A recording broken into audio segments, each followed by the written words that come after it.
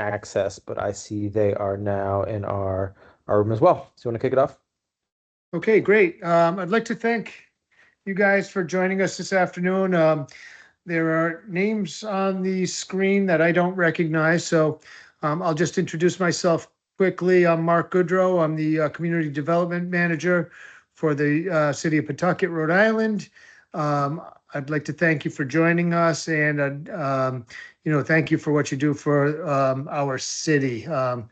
Difficult work, certainly, and we're here today because hopefully we can make it a little bit easier with some resources. Given the nature of this HOME-ARP program, there's certain challenges in terms of managing it ourselves. So we brought in an expert, Ben Redifer, who's on the screen with us right now. So I'm sure he'll introduce himself. And I think I'm going to hand it over to him. I'll be available, during the meeting or after the meeting to answer any questions. So Ben, thanks. Thanks so much, Mark. So my name is Ben Redifer. I support Pawtucket on a variety of federal programs and ensuring grant compliance. I know some of your organizations I have worked with in the past, and you will find a lot of this process to be similar. For those that are new to this and other federal grant programs, I'm happy to walk you through, answer any questions and concerns, particularly if your entity is new to the funding type, in particular, new to using federal funds for the funding type you have. Ensure to let me know, and we can make sure to keep things as smooth as possible. So the first piece I'm going to do is do a walkthrough of the subrecipient agreement. It is a very extensive document that covers all the required federal aspects for this grant. And want to make sure I kind of walk folks through and alleviate any concerns, particularly with the length of the document. And then we can talk within that about some of the other requirements, things like reporting and other requirements. So I will go ahead and screen share the grant agreement.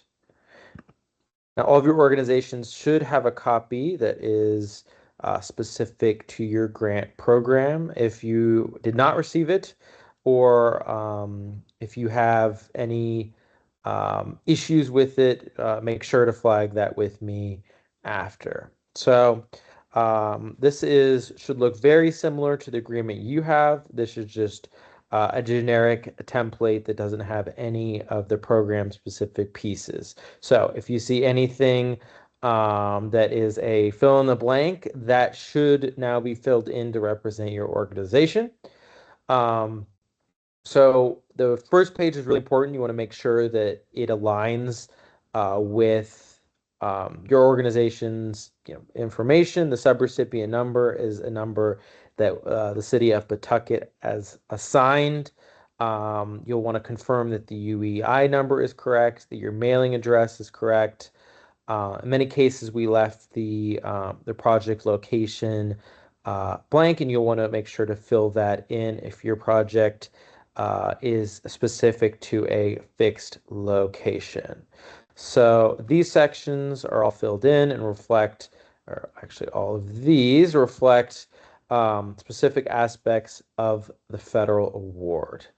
So as of now, we are putting a July 30, 2023, or 2020 date for the completion of these programs. We do not have a lot of or flexibility to extend due to the programs being required to be completed in 2030. Some of your programs will likely be completed prior, so we can adjust that earlier or keep the longer date. We will certainly check in with you until that date or until we've considered the program closed out and all deliverables have been met. Additionally, when applying, you selected a program type. This should match what you submitted on your application. If you have any questions on that, let us know. So we did go ahead and put placeholders for the time period of performance. We can adjust that if necessary, or have the program start and continue even if your actual programmatic work does not yet start. But if you see any issues with your scope that would require us to have the start date be when you're, at a different date than what is listed, do not hesitate to reach out. In many cases, we can easily adjust this to the date the agreement was signed. And that will be another piece that you see. I did not mention the uh, month year at the top will be updated to the date that the first signature, yours, goes in. And then after that, we will work with the city of Pawtucket to get additional signatures. So your funding should match what you're designated and assigned. If it does not, or you have any additional questions, let us know. I will note that the number listed should reflect your full grant amount across all years. So if you think that you're receiving it each year, come and talk to us. That amount should be across the entire period. All right. So the next section we're gonna all right, let's go back up. So method of payment, all of these programs are going to be reimbursement basis only. So you must have expended cost prior to requesting payment from the city of Pawtucket. We do not have an advance payment structure. If that is an issue for your organization, reach out and we will discuss.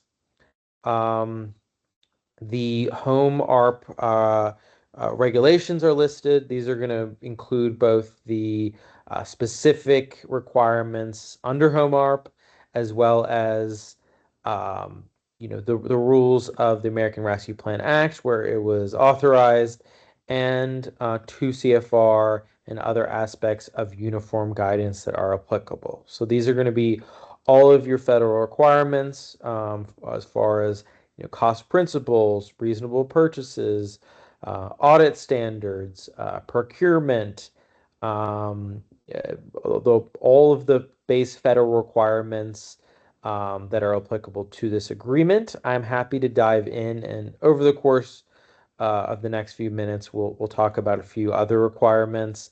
Don't hesitate to reach out if I mention something that you want to discuss further. Don't hesitate to reach out into the future if you have any questions about whether an expenditure is or not eligible, or how to handle a potential program change that might expose you to additional aspects of 2 CFR or other federal requirements. So we also have included the City of Pawtucket policies, the local policies, HOME-ARP specific requirements that you'll see below in the exhibits, and the account purchase and payable procedures and policies. All right. So, this is just a generic statement regarding requiring that the program meet what you state in Exhibit 1, and that may include targeting of specific populations, a description of how assistance is provided, or other descriptions of your program, including time frame. Be aware that those are locked in once in the contract. And so if anything might change, or if anything changed in the future, it is on your organization to communicate those changes. And there is a little exhibit that you'll see later on, making it very clear that it is on the organization to preemptively flag changes.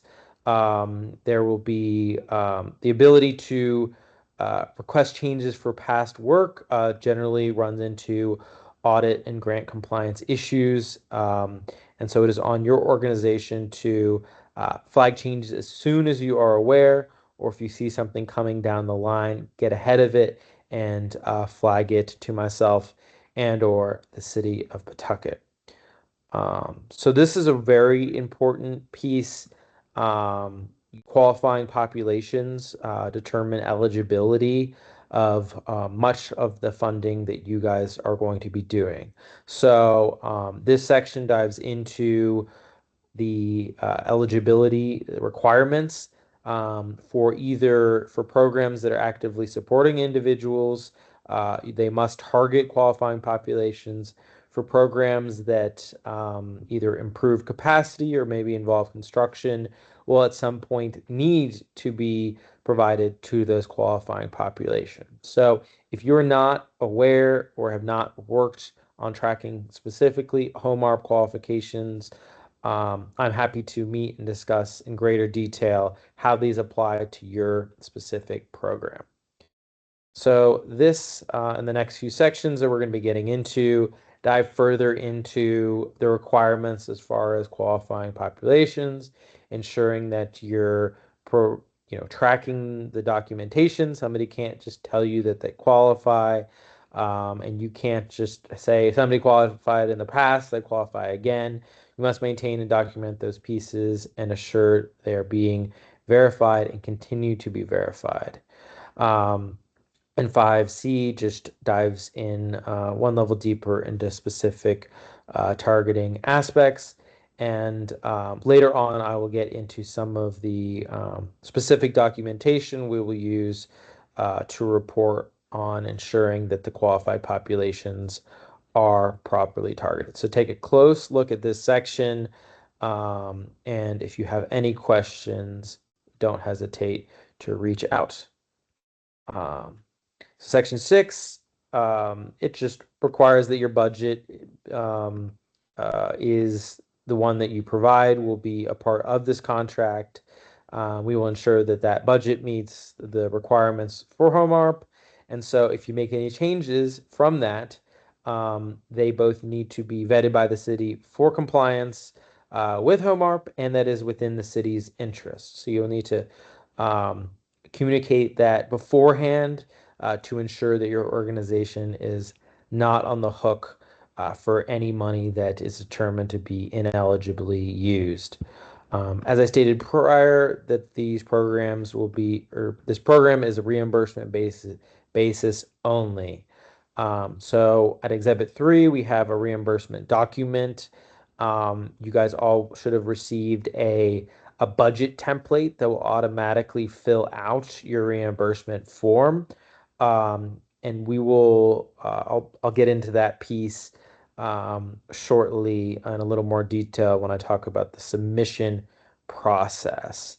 And then, as part of that, and it is listed above but reflagged here, you're going to want to make sure that you're getting compliant pricing, bids, and quotes for any expenditure that you submit. And either it'll be a combination as part of your submittals that you'll be showing that you properly procured it. And a portion of that is completed via audits as well. Both your organization, if you're getting a single audit, those would be verified, and there will be a level of audit from the city of Pawtucket as well to ensure your compliance with this and other federal requirements.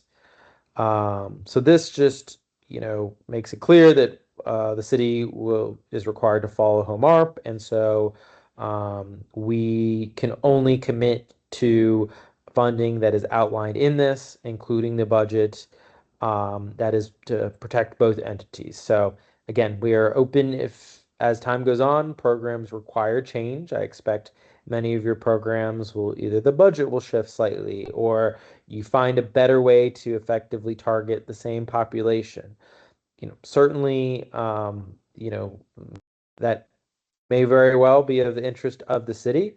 Make sure you come to us first and, prior to making any change or incurring any cost. This section just ensures that the cost must be part of this program. So anything prior to that start date or after the end date will not be applicable. So this section is just requiring you to have a drug-free workplace. If applicable, meet bonding and insurance requirements. I know not all of these programs have applicable pieces to bonding and insurance. So if you're acquiring real property equipment, or you are doing construction or hiring contractors or coming across individuals that may incur a liability, you want to ensure that you meet these standards. If you aren't sure where your program fits in, don't hesitate to reach out. And this requirement would apply to contractors that are hired utilizing these funds as well. So happy to provide any guidance if you're not sure whether something is or is not applicable. All right. So this is another statement that saying that you must list HUD and HOME-ARP as well as the city of Pawtucket's role for any of these programs. If you're producing flyers or media, um, you will want to reference that support. I'm happy to take a look at anything that goes out prior to ensure it meets those requirements, and in case we can help, provide additional distribution, of opportunities for assistance. We are happy to do that and help get the word out as well. Based on a review of these programs, program income is not anticipated or expected. If your program may generate program income, let us know.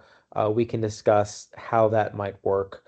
But our current assessment is it would not be applicable, and this keeps it simple um, from a contractual perspective. So we have additional, federal requirements regarding equal opportunity non-discrimination, and then dive into the many requirements for subcontractors and labor. The vast majority apply to um, uh, uh, all contractors that are hired, and then we have a specific section that only applies to construction contractors, and I will get to that in a second. Um, there are also Rhode Island prevailing wage requirements, again, predominantly toward construction, but there are some other applicability on other uh, pieces. So don't hesitate to reach out if you are not sure how the Rhode Island per wage requirements apply to your program. All right. So the next piece is in regard to monitoring and environmental review. The city has a right to review and audit these pieces and ensure you're meeting contractual requirements. And this is a requirement on the city by HUD to ensure that we are properly verifying compliance. And then we have a 10-year period due to local requirements on that. Um, uh, so let me see. Um, so yeah, you need to ensure that there's proper access to records on use of funds and to furnish documentation as requested. So now we have some requirements that are standalone for construction. If your program does have construction, this box is not checked. Let us know. Some of your organizations do have this box checked, and therefore um, construction requirements do apply. So there is HOME-ARP specific affordability requirements, as well as a number of very specific construction requirements. I highly encourage, if your organization is doing construction, to coordinate with the city directly to ensure your standards meet federal requirements. We have a lot of good resources, templates, lists of federal requirements and other checklists that can help you ensure you're meeting all applicable standards.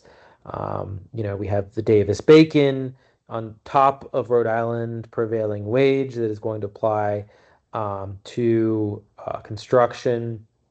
That both has to be properly advertised. Your contractor must be aware that these apply, otherwise your costs will go up. So you don't want to have to rebid these out. But you want to make sure all of your documentation properly covers the construction specific pieces if applicable. But Sure, we are happy Ben. to help. Yep. Yep, Ben. Sorry. I'm just thinking, as we're kind of transitioning between construction and service, but this may just be a good moment to pause and see if there are questions from anyone, as we're kind of transitioning this. Yeah, I think this could be a good time, and we'll do a question and answer session in the chat as well at the end. But as far as applicable to either the intro or the sections we were just reviewed, yeah, great time to ask questions. So you can put those in the chat or in the Q&A section. So we'll give everyone just a minute to think of any questions. And again, happy to meet one-on-one with your organization if you would like as well. Okay, thank you, Ben.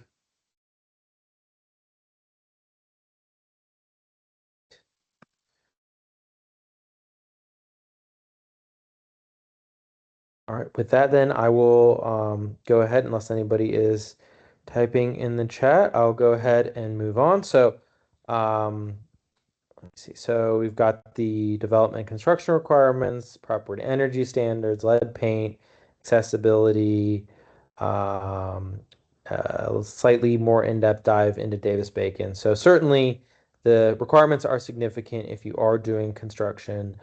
If your organization is not familiar or would like to review or would just like a checklist or a template, don't hesitate to reach out. We can make your lives easier. But this is a piece where if something is improperly procured or if the wrong steps were taken, it could lead to issues with the eligibility of those funds, require them to be either or either us to reject a payment of an expenditure if something was improperly procured and your organization could be on the hook, or it could, lead to the funds being clawed back from the feds, and we do not want that. We want these funds to be effectively used. So do not hesitate to reach out about the construction in particular. All right, so environmental review, uniform relocation, Violence Against Women Act, um, which includes specific requirements that may be applicable to the assistance program. So I'll just note that everything in 19 was related to construction. So we are now moving away from construction. So the Violence Against Women Act is not a construction requirement and is applicable to all subrecipient agreements that might trigger these requirements. All right.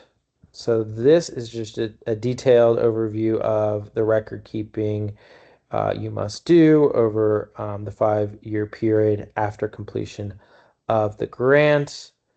We have the limitation of liability, subrecipient um, indemnification for non-compliance. So just continue to run your program, as was stated in this agreement, broader, indemnification. So, a lot of your standard contract language in these sections, and that you must meet the responsibilities and ensure any third parties that you are involved with are also meeting those if you engage in work with outside parties.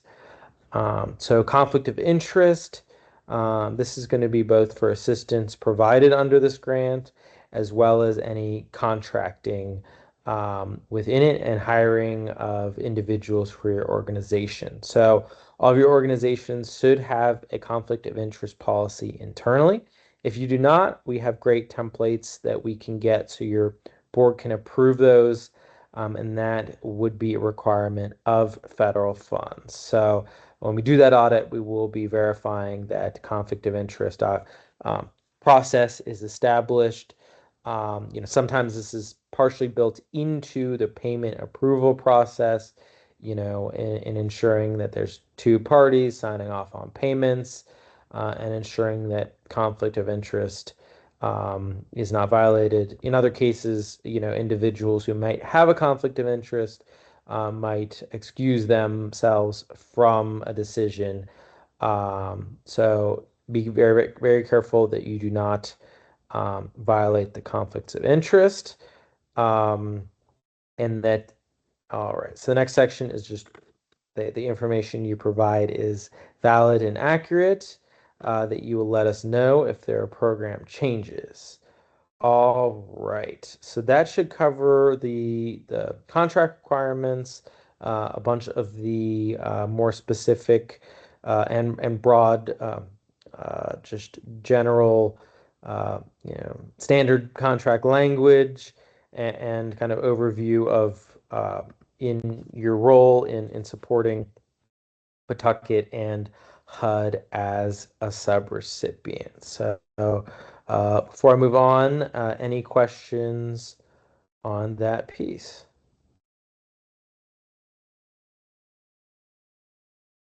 All right, I do not see any in the chat, so I'll move on. As part of receiving this grant, your organization is required to submit reports, and we have a detailed plan for reporting. That plan may be updated. So, currently there will be quarterly reporting, which will be due within 15 days of the end of each quarter. These will include your service data, your expenditure reporting, and your case manager logs if applicable. Your annual reports will be due 45 days at the end of the program year and includes details on your program, your compliance certifications, and meeting other requirements of your grant. So we will ensure that your organizations are plugged in on both of these pieces. And if you have any questions, don't hesitate to let us know, and we will keep you posted regarding the annual reporting information and help provide guidance as needed for particularly those first reporting submissions. All right. So, in supporting qualified populations, you must use a specific wait list and client referral process. So, if applicable, ensure that you are properly meeting these standards and reach out if you have any questions. And ensure that your records are properly documenting those requirements. And so as for your records being maintained, ensure you have all expenditures, disbursements, uh, records of supporting documents, and are properly submitting all of your reports. All right. So, same goes for closeout. At the end of your program, you'll submit your final expenditures no later than that June 30 date, so we can get everything closed out. This is just about the audit standards for our review and if there is the required uh, federal trigger ensuring a broader single audit. So if you receive over 750 or in certain cases over 1 million, and just let me know if you're over either of those thresholds and we can make sure that you're properly meeting audit needs. And then this section is about having proper management systems, meeting administrative requirements, such as generally accepted accounting principles and other federal requirements, and that you're meeting a few other main standards of HOME-ARP. All right. So ensure that you're not, duplicating services. So, if you're partnering with other agencies, ensure that you are tracking properly that somebody is not paid for two levels of assistance, and that if one organization is paying 1 month of rent and another is paying another month of rent, that individual should be eligible and have the need for 2 months of rental assistance.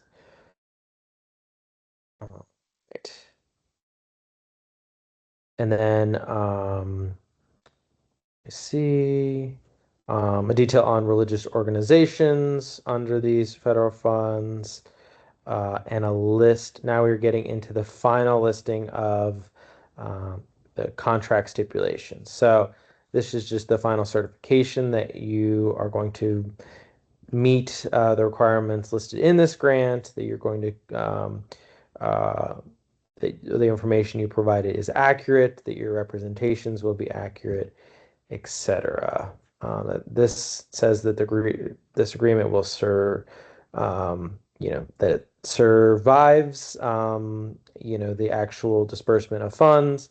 You're still required to meet requirements potentially after this agreement is closed, depending on what we are funding. And then this is the detailed termination language. This is a combination of federal standards as well as local standards that are applicable to um, all um, all home funds that have qualifying populations. Although this termination language is general for federal grant structures. So we have waiver, benefit, severability, governing law, again, standard aspects of any of these contracts. The final piece that I want you guys to look at within this is that we have the proper individual and address listed if we need to send formal communication. For most of our communication will happen via email. If we need to do a contract change, it will likely happen via DocuSign. Sorry about that. It'll happen via DocuSign, but you'll want to make sure that's properly listed for so we have the proper address on file for federal compliance. So the changes would require an addendum. Certainly reach out to us if anything conflicts. And then we dive into the exhibits before the signature page. So with that, again, I will hold off. So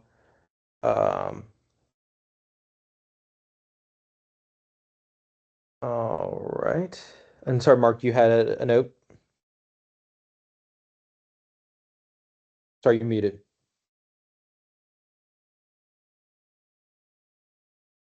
Mark, if you're speaking, you're muted. Sorry about that. You figured I'd figure it out by now. Nope, this isn't HOME-ARP related. I just needed to put it in as a placeholder to remind me to talk to you after the meeting. Okay. Thanks. All right. So this will be, signatures. We have a notary section as well. And then we will go into the exhibits. But any additional questions prior to moving, on? Again, I understand that there's a lot of technical legalese. I'm happy to dive if you're concerned about any specific section or how it applies to the scope of your grant. Don't hesitate to reach out.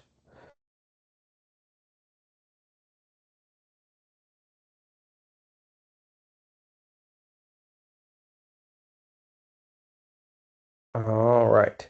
So you'll see Exhibit 1. Exhibit 1 is currently a placeholder. We will be attaching your application and any updates to your application or scope detail. We'll also be attaching that budget that you will provide, the updated budget that you'll provide. So those should match what you put in your application. If they do not, or if what was approved slightly changes the program, I believe those have been communicated, but ensure that all those adjustments are in and the version we have on file matches what you plan to do, not just what you originally applied for. And then the City of Pawtucket purchasing accounts payable policies and procedures. These are fairly straightforward and align with the federal requirements. So we will make sure to get those over to you. Again, happy to answer any questions as to how they apply to you. But if you meet the requirements that we discussed, you want to take a look at those local requirements, At the same time, if you're meeting all of the aspects we're discussing in this meeting, you should be good to go. All right. I see. I will pull up the updated reimbursement request form. I had spliced in a different version. So we've got the HOME-ARP qualifying documentation. So these are vitally important that you maintain these in your records to ensure that you're properly documenting qualifying populations. And so this is the template. If you have a different standard, let us know. We provided this as a way that should meet those requirements. And then as we move on, we have additional federal requirements regarding debarment, minority and women enterprise, equal opportunity, access to records. We've dove into many of the specifics and how they apply, other than when you're hiring contractors. So if you're hiring contractors, they also need to meet these standards. And I can get a version of this section over to you that can be spliced into any procurement and then go into those contracts as well if needed. So don't hesitate to reach out. And then this is, we already talked about some of those federal requirements up above. These are some of the more specific aspects of 2 CFR.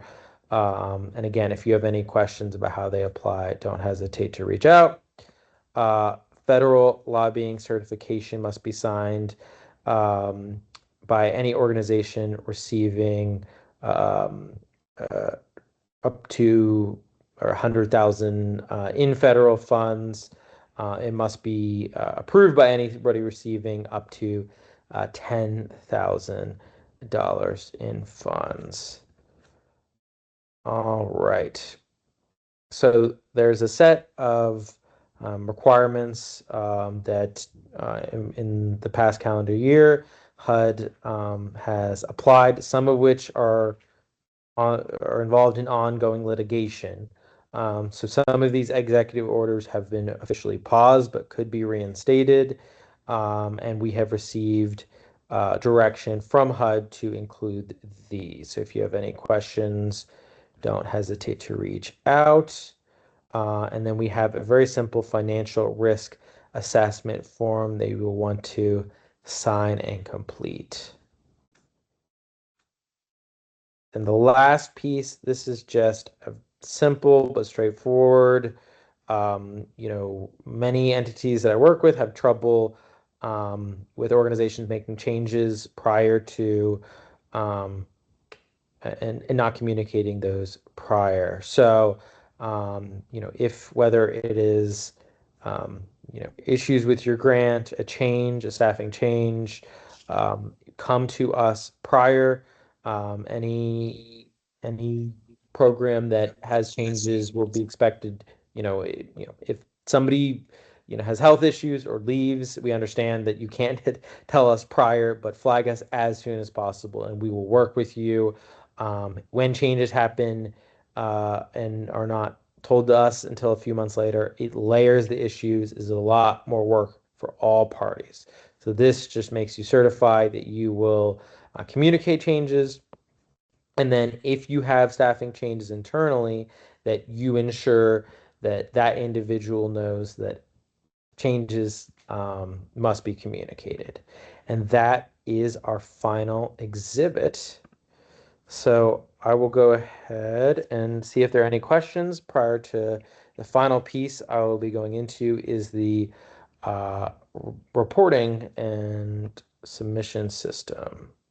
Sure. So let me just reinforce a couple of your points, Ben, which is number one, relative to the budget. You mentioned the budget exhibit a little while ago. We've had an unfortunately long launch pad for this program. So there's no embarrassment, no anything relative to budget changes. We expect budget changes at this point in time. And also, you requested a certain amount, you may have received a different amount. So we need to understand how you're going to reconcile between what was requested and what was asked. So we would expect every organization, um, except by the most weird coincidence, we would expect every organization to have budget changes. And likewise, relative to that last exhibit, we expect and welcome change if it's going to improve the program. So please just stay on the front end of these things is all we're asking. But very very important, and nothing to be certainly nothing to hide. If you see changes coming along in your program, we want to know about it. We welcome it. If it's change, it's often for the better. So um, don't be trying to shroud. There's no point in trying to shroud any changes. You know, out of convenience or whatever. Okay, so just we're here to help you work through that change. Thank you, Mark. Right. Any questions coming through? Because I I do have a not. I have a question if people are still typing. Um, I've run into in the past, and a couple of the organizations, those that deal with often domestic violence, homeless, but the most vulnerable populations, which is what this program is meant to serve. You're filing federal capers through the HMIS system. So we do have our own reporting system. I think it might result in double work, or maybe Ben and I have to talk about what that looks like. But separating what they're already reporting in a confidential manner through HUD systems versus our system to keep HOME-ARP running. You and I have not discussed this previously, and it just occurred to me as I was listening through your presentation. All right, sounds good. Yeah, I will add that to my notes. I add a few items that can't we've reviewed all these pieces a few times, and of course, diving into the detail, a few flagged to myself as well. So thank you, Yeah, we Mark. don't want people doing double work, particularly uselessly, but it may be of use within the program itself. So I think you know we may need to address that point. Sounds good. So yeah, we'll follow up with you, with all your organizations about that. So I'm gonna go ahead and screen share this, and I do have a specific. I'll have to double check it. A submission video for kind of filling out uh, the actual specific expenditures that goes in a little more depth and talks about procurement and submission. So this is your organization should have received it. This is where you're going to be placing in your budget descriptions based on what you already submitted in your application, or as Mark mentioned, the updated version if you have any shifts. Just we will be comparing these to the application, so just pre-flag if there's shifts and kind of summarize what those were. Otherwise, we'll follow up with questions. But when you fill out these sections, it will fill out your reimbursement request form. So this will be what you submit quarterly. You will have your expenditures for the invoice period. It will list your previous cumulative here, and then the formulas will automatically add up your new inception to date cumulative. So when I fill this out for this quarter, I'm going to need to go find my last submission, and my last submission's inception to date will go into this column C. So this is where I started the quarter at. These are my new expenditures, and this will be actively tracking how much has been spent to date. It will automatically show you how much is remaining to report based on your total budget that will be listed on that page. And then you will sign or digitally sign having your authorized representative state that what is submitted is accurate, and you will include your your invoice, your invoices, your receipts, in certain cases, your contracts. And I say in certain cases, contracts, we will retain if you have contracts that have expenditures into the future. We don't want you resubmitting pieces, but I also want to ensure that if you have a contract being paid for with federal money, that it is federally compliant. What we don't want is to show up for an audit and you've been paying somebody for 2 years and you didn't procure them properly, or you have some, piece missing in the contract that might mean those funds were spent inelligibly. So, feel free, even prior to paying money, we are always available to review a contract and ensure that what you did is eligible. So don't hesitate to do that. And now we'll pull up, and this, um, I know I'm partially done building out the form, but it'll be ready by the time any of you guys are submitted. So it will look nearly identical to this form, but you will see ARPA on this, and we'll list HOME-ARP on your other form. So basically, you submit your organization. We'll go with Pawtucket School District. All of these will be reimbursement. So I'm going to put my personal email. So this is going to be the page where you go to submit. So you've got your reimbursement request form. This is going to be that signed copy of your Excel document that you filled out with your expenditures. If you're dealing with complications with the submission, feel free to submit it without signature. If you aren't sure of whether expenditure is eligible, you can still submit. My team can review and you can follow up with a signature. But this is where you attach that reimbursement request form and just the form. You'll provide supplementary documentation below. The time period covered in that window. Again, it is normally going to be quarterly. Again, reach out to us if there's unique structure or complications with a single expenditure that might have overlapped quarters or something unique. So you'll be attaching any of your receipts, invoices, proof of payment, in certain cases, bank statement, canceled checks. Again, we don't need all those examples in each case. It is likely going to be one or potentially two of the above, and quotes, bids, and contracts. I will note that there is a file size cap, but it is high. I think it's above 20 meg. It's much more than you can email for a person. Come to us if you're having, any issues with file sizes. We can either help you shrink those down or figure out, how to get them in the system. And then this is where you'll be attaching your programmatic outcomes, and then we'll have a specific HOME-ARP reporting required section where you'll attach those sections as well. But it will look identical with those changes, and then we will share a YouTube video that can help guide you on these submissions.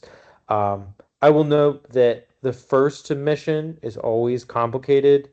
Um, you know, don't be surprised if we reach out asking questions, but on the specific expenditures, as well as kind of, we might need additional detail, or you might need to change your process a little. That is almost every first submission requires that. Separately, myself and our team is available to walk you through your first submission. If you want to say, hey, does this work? I want to get it right. I don't want, can you just take 30 minutes and review what I prepped? Sure, happy to. It makes all of our lives easier. Usually, for the organizations that are on top of their submission, that submit regularly and follow proper internal accounting processes, you know, there tends to be just a little bit of back and forth every few submissions. For the organizations that miss gaps or miss issues, there can be quite a bit of delays and back and forth on those pieces. So again, happy to talk about your program if you have anything wonky or any complications. So we will make sure to get you guys that updated link where you guys can submit.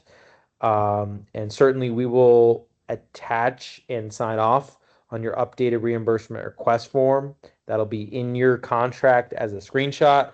But we will sign off on that final one for what will be used for submittal. So I guess any final questions on that? I guess the last piece I will mention is just what your organization should be working on at this time. But I will hold off for any final questions. And then we will do the final question and answer. And I can, if we don't have any general questions, I'll get specifically with organizations that have specific questions. Great, and thank you. And as Ben kind of inferred here, we want to be partners with you in this effort. Think of us as, your administrative support as you are, serving your clients or doing your construction or whatever. We're here to provide expertise and support along the way. So don't be afraid to call on either of us.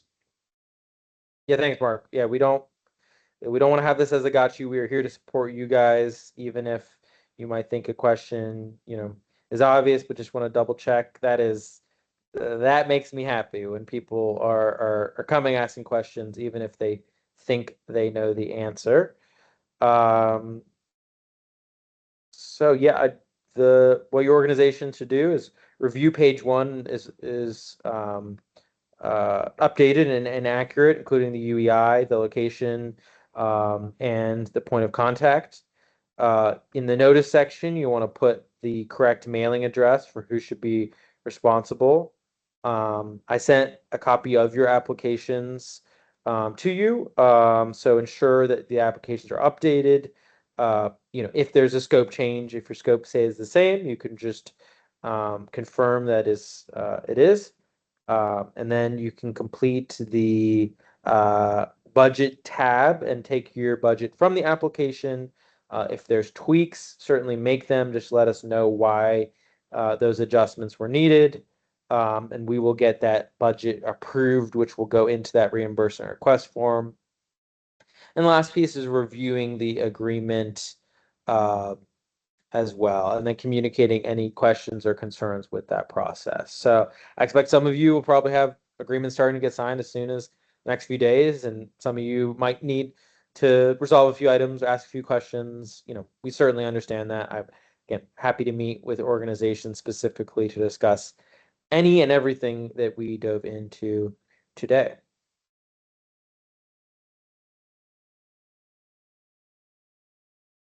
All right, I think that covers everything. Mark, unless you have anything else, we will switch it to a general Q&A, and then if there's no questions there, I'll see if any of the organizations want to touch base individually.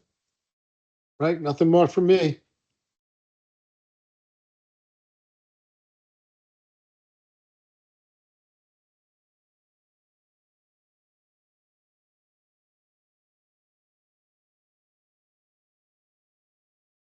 All right, I do not see any posts in the Q&A, so with that, feel free to uh, have a wonderful day, and don't hesitate to reach out if you have any questions.